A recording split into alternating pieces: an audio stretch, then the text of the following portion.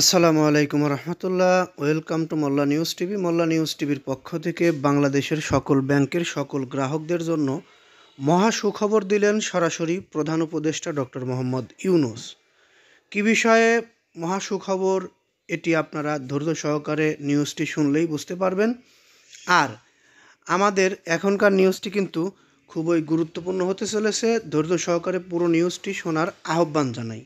Bank ডাকাতির সঙ্গে জড়িতদের দ্রুত আইনের আওতায় আনার নির্দেশ প্রধান উপদেষ্টার। ব্যাংক ডাকাতি বলতে আপনারা যেটা বুঝছেন, হয়তো ভুল বুঝতেও পারেন, আমি ক্লিয়ার করে দেই।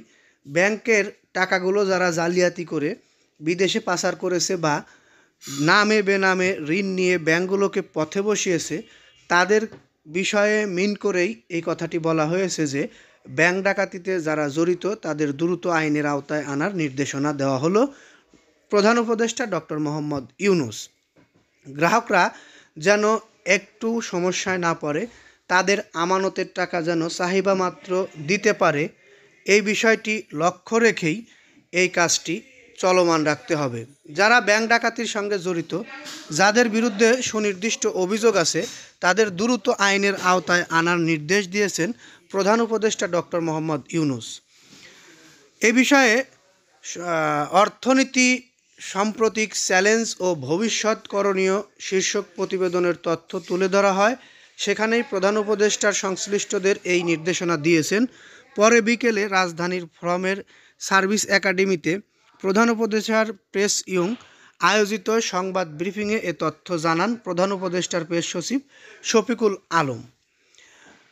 প্রেস সচিব বলেন, যারা যারা ব্যাংক ডাকাতির সঙ্গে জড়িত, যাদের বিরুদ্ধে সুনির্দিষ্ট অভিযোগ আছে, তাদের খুব দ্রুত আইনের আওতায় আনার কথা বলেছেন প্রধান উপদেষ্টা। তারা যেন আইনের আওতার বাইরে না থাকে, যে কারণেই হোক তাদের আইনের আওতায় আনার জন্য তিনি জোর দিয়েছেন।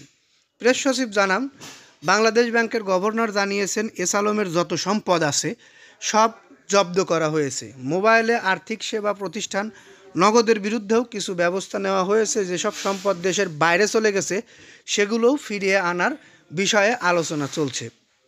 আমরা ব্যাংকগুলোকে নতুন করে সাজানোর জন্য, যারা ব্যাংকের টাকাগুলো আত্মসাৎ করে বসে আছে তাদের কাছ থেকে টাকাগুলো আদায় করে ব্যাংকগুলোকে আবার সচল করে তোলার চেষ্টা করব, এবং একটা গ্রাহকও যেন তাদের আমানতের টাকা চাহিদা মাত্র ফেরত না পায়, এই বিষয়টি যেন না আসে। আর অতি দ্রুত এই বিষয়টি সমাধানের জন্য জোর দিয়েছেন প্রধান উপদেষ্টা নিজেই।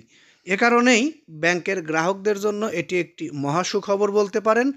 আর আমাদের এই নিউজটি যদি আপনাদের ভালো লেগে থাকে, অবশ্যই আমাদের নিউজটি লাইক, কমেন্ট, শেয়ার করবেন। বিশেষ করে আপনাদের কোনো মতামত থাকলে কমেন্ট বক্সে জানিয়ে যাবেন। এই বলে আমি এখান থেকে বিদায় নিচ্ছি। আসসালামু আলাইকুম। ভালো লাগলে পরবর্তী নিউজ পেতে অবশ্যই চ্যানেলটি সাবস্ক্রাইব করবেন।